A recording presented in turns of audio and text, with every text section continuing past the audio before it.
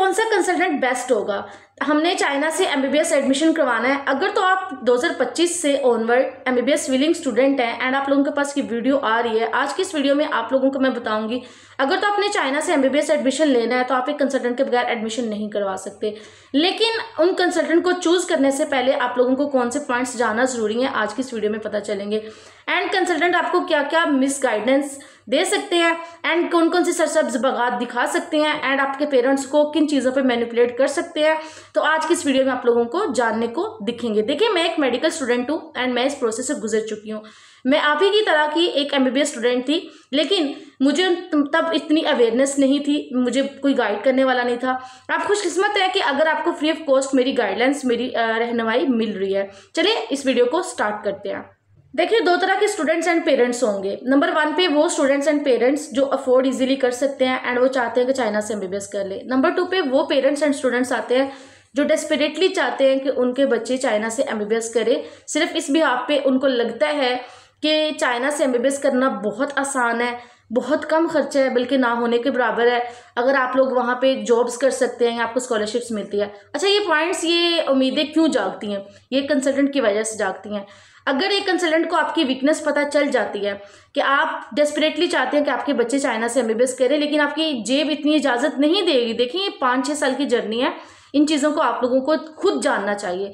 तो आप एक खुशकिस्मत पर्सन है कि अगर आप मेरी वीडियो वॉच कर रहे हैं और आप नंबर 2 कैटेगरी के पर्सन है या पेरेंट्स है या स्टूडेंट, तो आपके लिए वीडियो बहुत इंपॉर्टेंट है, इसको स्किप मत करना है। First of all, I would like to introduce myself. My name is doctor Farhat Batul Rajput and मैं चाइना से एमबीबीएस कर रही हूँ एंड उन तमाम स्टूडेंट्स के लिए as a professional consultant and guideliners free of cost काम कर रही हूँ जो चाइना से एमबीबीएस करना चाहते हैं। चलें वीडियो को स्टार्ट करते हैं।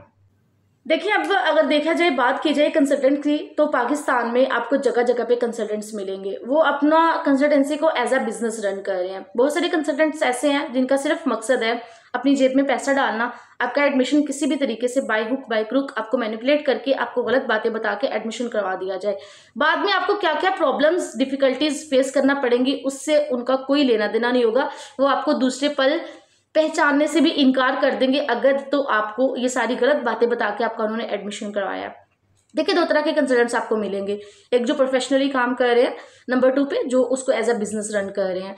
मैं आप लोगों को ये बताना चाहती हूँ, अगर आपको एक कंसल्टेंट कहता है कि आप हमें कुछ स्टार्टिंग में कुछ 10-12 लाख, 15 लाख या 20 लाख दें, हम आपके बच्चे का एडमिशन करवा देंगे, बाकी के 5-6 साल जो भी होंगे वो स्मूथली गुजारेगा, तो वो बिल्कुल गलत कह रहा है। नंबर 2 पे अगर वो आपको ये कहता है कि वहाँ पे पार्ट टाइम जॉब्स अलाउ हैं, तो ऐसा नहीं होता, यहाँ पे पार्ट टाइम जॉब्स अलाउ नहीं है, बिकॉज आप स्टडी वीज़ा पे आते हैं।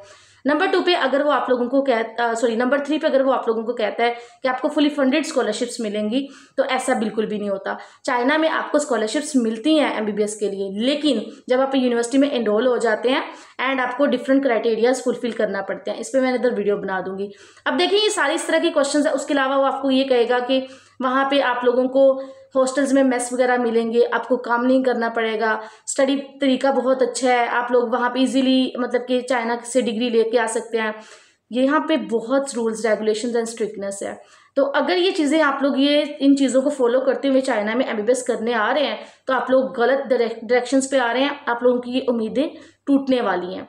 क्यों? क्योंकि यहाँ पे बहुत सारे स्टूडेंट्स आके दूसरे साल ही क्विट कर देते हैं। उसकी रीज़न यही होती है कि उनके माँ बाप या वो खुद इस चीज़ से मैनिपुलेट होकर अपना पूरे जमा पूंजी जो लगा के पूरा साल, तकरीबन आपने पूरे साल की जमा पूंजी आपके माँ बाप ने लगा के आपको भेजा होता है। मेरे खुद की यूनिवर्सिटी में 1-2 स्टूडेंट की ऐसी हिस्ट्री रह चुकी है जो कंसल्टेंट के इन्हीं गलत बातों को फॉलो करते हुए चाइना में आ तो गए, अपना पूरा जमा पूंजी लगा दी, अपनी कोई ज़मीन बेच दी, अपनी कोई भी जो चीज़ें होती हैं। देखिए, ये कोई 10-12 लाख, 15 लाख छोटी अमाउंट नहीं होती, लेकिन आपको ये 10-15 लाख अमाउंट उस टाइम बहुत छोटी लग रही होती है जब आपको ये बताया जाता है कि आप जाके फुली फंडेड स्कॉलरशिप्स मिलेंगी या आपको जॉब्स वगैरह अलाउ होंगी, आप पार्ट टाइम जॉब्स करके खुद का भी खर्चा निकाल सकते हो और हमें भी बेच सकते हैं। तो ऐसा कुछ भी नहीं होता। चाइना में बहुत ज़्यादा रूल्स एंड रेगुलेशंस है, बहुत ज़्यादा स्ट्रिक्टनेस है। यहाँ पे एक स्टडी पैटर्न है, यहाँ पे जॉब्स नहीं अलाउ होती, आपको पूरे साल की ट्यूशन फीस देनी पड़ती है, हॉस्टल फीस देनी पड़ती है, वीज़ा रिन्यू करवाना पड़ता है, मेडिकल आपका करवाना पड़ता है, उसके अलावा इंश्योरेंस जो काफ़ी बिग अमाउंट बनती है। अगर आप टाइप 2 के स्टूडेंट्स हैं एंड टाइप 2 के पेरेंट्स हैं, यानी कि वो स्टूडेंट्स एंड पेरेंट्स समझते हैं कि हमारी लाइफ सिर्फ स्टार्टिंग में जो भी कोई 10 से 15 लाख खर्चा करके हम यहाँ पे आके इजीली पढ़ लेंगे, तो ऐसा नहीं होता। इन कंसल्टेंट से बचें खुदारा। अगर आपने अपना एडमिशन प्रोसेस करवाना है तो सारी चीज़ों को आपको खुद रिक्रॉस करना चाहिए, रीचेक करना चाहिए। एंड अगर आपने एडमिशन करवाना ही है तो कुछ प्रोफेशनल कंसल्टेंट को चूज़ किया जाए।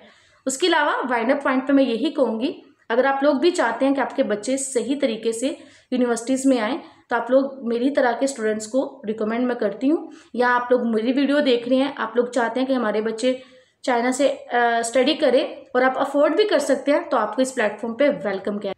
तो at the end of discussion आप लोगों के माइंड में यही क्वेश्चन आ रहा होगा कि मैम सिस्टर, अब हम प्रोफेशनल कंसल्टेंट को भी चूज़ करें तो कैसे करें। देखिए, अगर एक प्रोफेशनल कंसल्टेंट है वो सिर्फ आपसे कुछ required documents, application fees and कुछ सिक्योरिटी फीस आपसे डिमांड करेगा एंड आपका प्रोसेस करवा देगा।